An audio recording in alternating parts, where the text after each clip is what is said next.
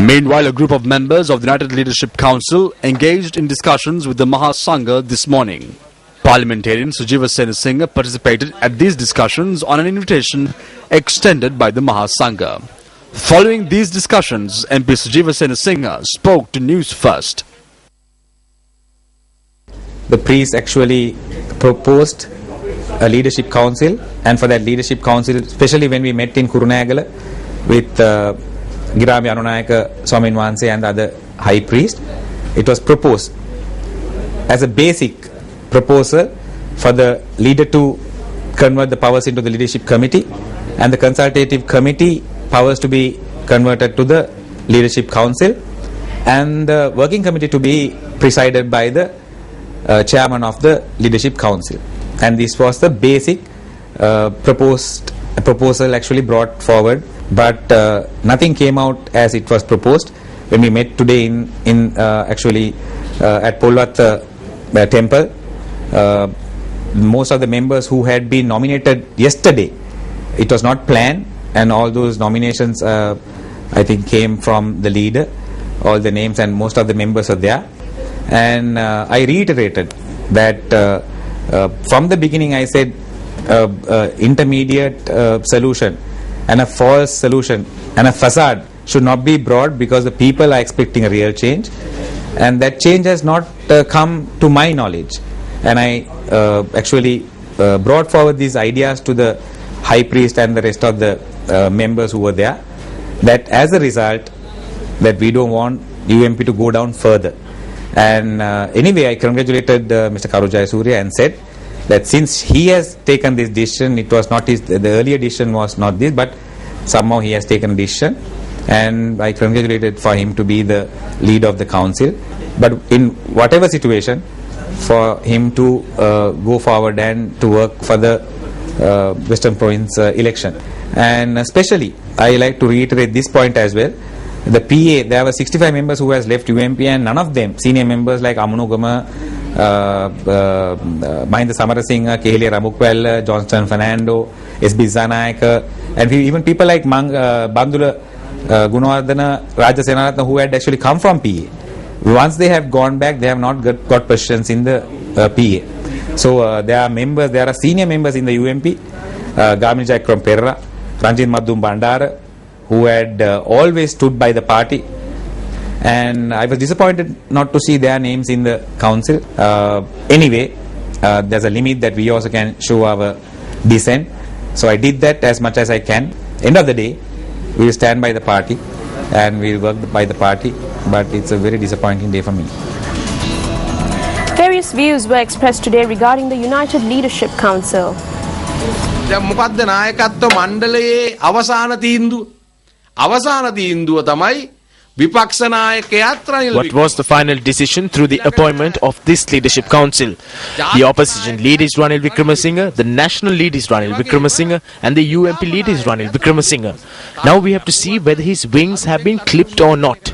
This has been entrusted to 7 persons appointed from the leadership. After March 2014, these 7 persons will need the blessings of the gods. I say this because now Ranil Wickremesinghe knows that the western and southern provincial polls are coming.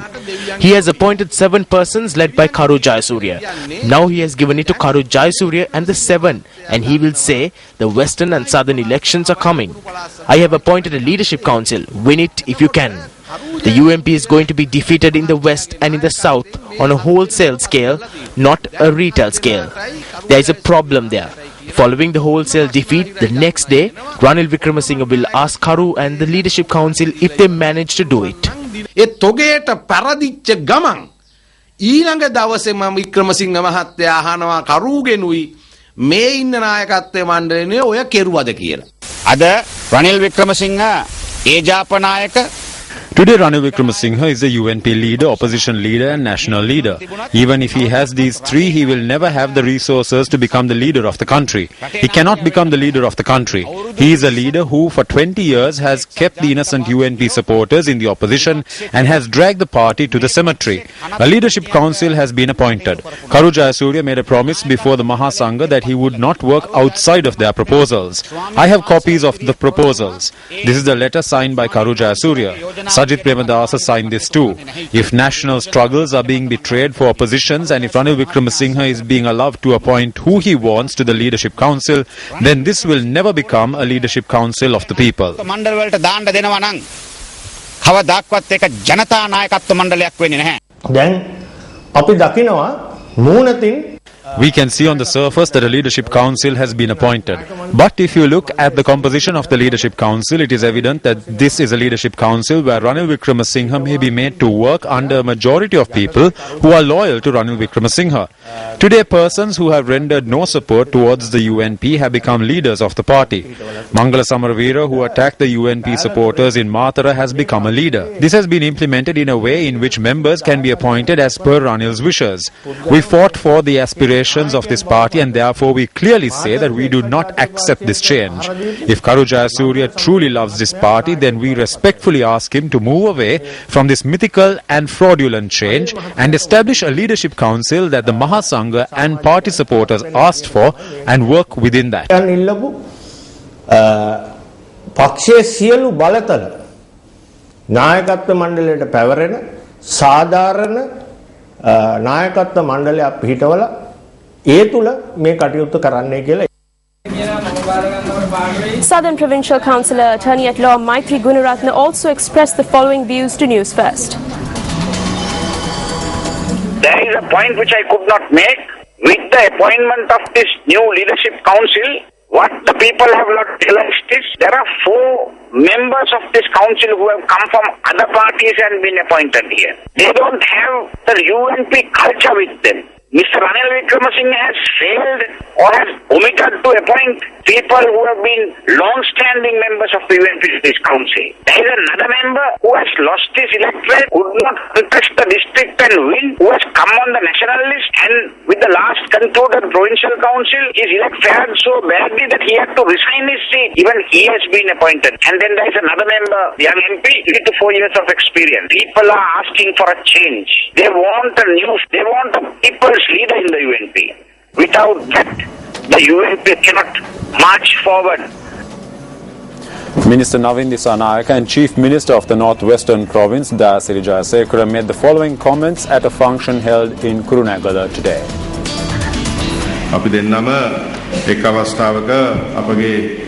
There was a time when we both battled hard to change the party we served in, but I realized before him that it was difficult to bring about change. Therefore, I left before him. He took slightly longer to realize that, but he too left recently.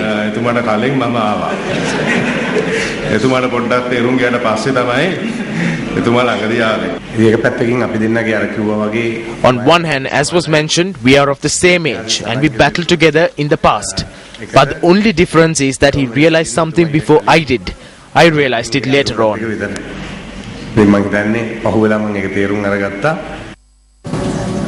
Herman Gunaratne, who was arrested in connection with the events that transpired in Mathura during a procession calling on UMP leader Ranil Wickremesinghe to step down, was released on bail today. Gunaratne was produced before Mathura Magistrate and Additional District Judge Ruwan Sisirakumara today. The Mathura High Court, considering the bail application yesterday, ordered that Herman Gunaratne be released on bail, which was set at 25,000 rupees and 2 sureties of 100,000 rupees each. The Mathura Magistrates Court released the suspect today on the aforementioned bail conditions and ordered that the case be taken up again on the 25th of November.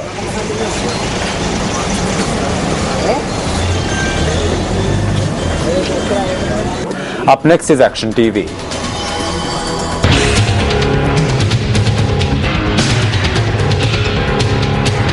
K.H. Nandasena was sworn in as the North Central Province Minister of Education, ICT and Culture today.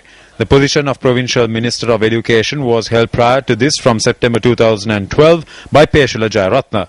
He commenced operations by adopting the slogan Priority to Education instead of the slogan which prevailed for 12 years prior to this, which can be loosely translated to mean no future for the children of the North Central Province without education. In keeping with this, a provincial academic year calendar was also prepared and distributed. The Provincial Education Ministry Secretary, who was appointed along with the Minister, resigned the position in May last year against a backdrop where the first term examinations in the province were not completed within the given time frame. I was asked to take oaths as the Minister of Education and I did so. At first I would like to identify the factors that led to this pass.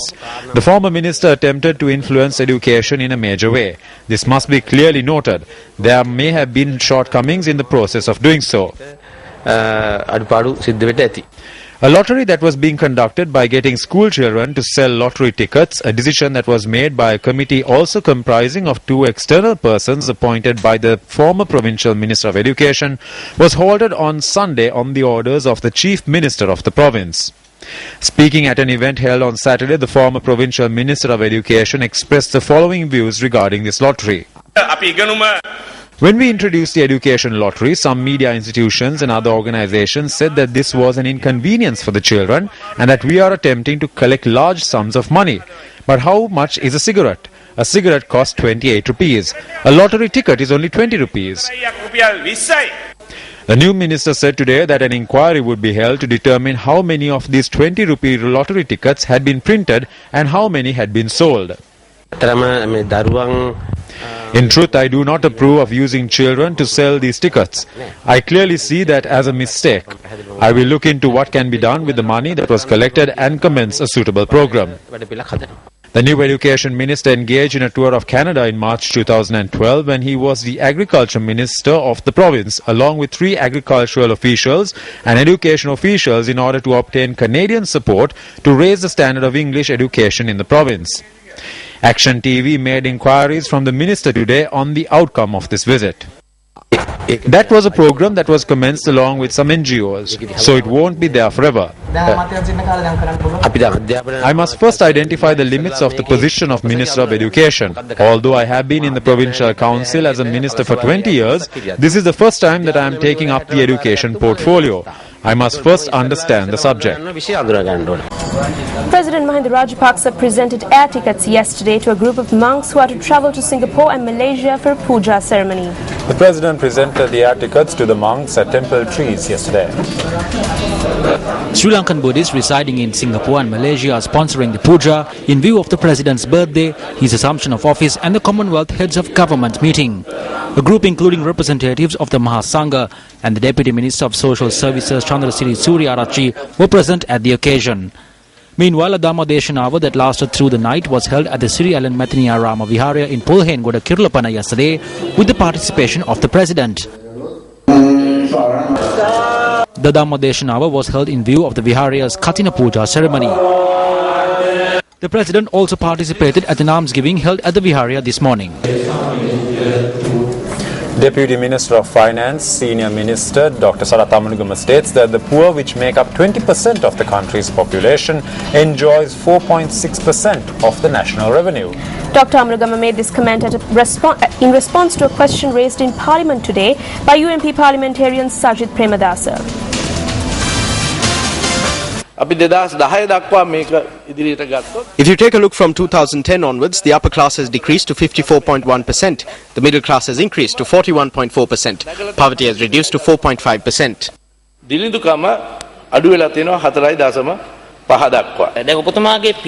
Your response clearly indicates that your welfare program has become a complete failure as it is unable to improve the living standards of the poor, which make up 20% of the population.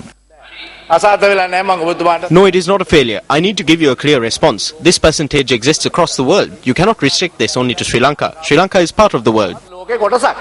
Data from the Department of Census and Statistics states that a family of 4 requires 40,000 rupees a month for food and non-food items. 56.6% of the urban population cannot achieve this level. 71.3% of the rural population do not generate such an income.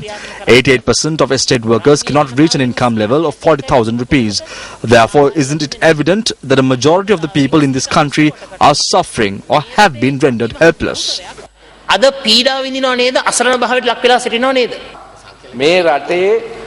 Nobody in this country will die of hunger. Poverty is reducing day by day.